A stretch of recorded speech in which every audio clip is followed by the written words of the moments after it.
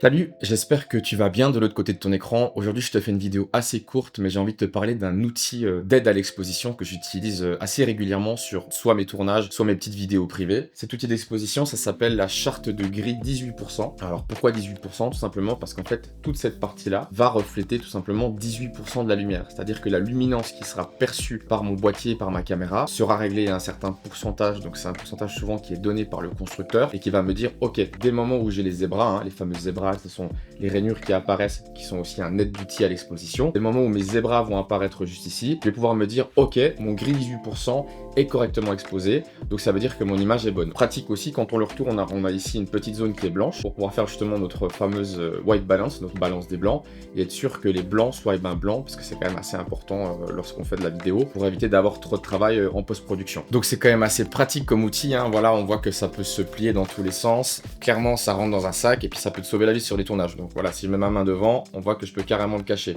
Donc pour un outil qui coûte environ 15 balles, je peux te dire que ça peut vachement te sauver la vie sur un tournage. Il faut savoir que ce gris 18% est calé sur ce qu'on appelle l'échelle IRE, pour Institute of Radio Engineer, qui part de 0 à 100% sur l'échelle de la luminance. Et en fait, ça va nous permettre de dire, ok, le fabricant s'est calé à tel pourcentage pour mettre son gris 18%. Je vais prendre mon exemple qui est le N-Log. Le N-Log est basé sur une exposition à 35% au niveau du gris 18%. C'est clair que ça fait beaucoup de pourcentage, mais tous les fabricants communiquent sur ce fameux pourcentage à régler directement dans le boîtier.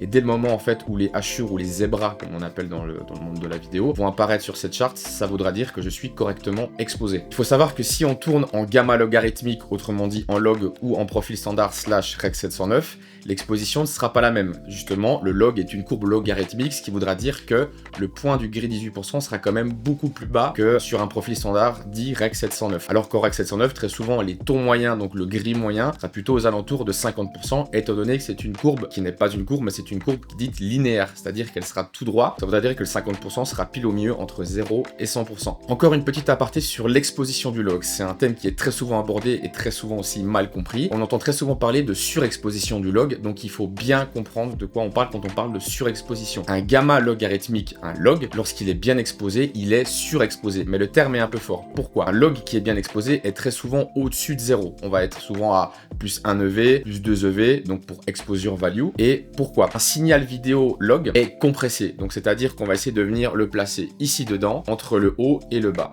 Alors qu'un profil Rec 709 va directement être étendu et on n'aura pas de marge ici justement pour venir le placer correctement. Donc un profil log qui sera comme ça, on va venir le mettre le plus haut possible sans venir taper ici pour pouvoir éviter cette zone là qui est en plus la zone du bruit, donc ça nous arrange.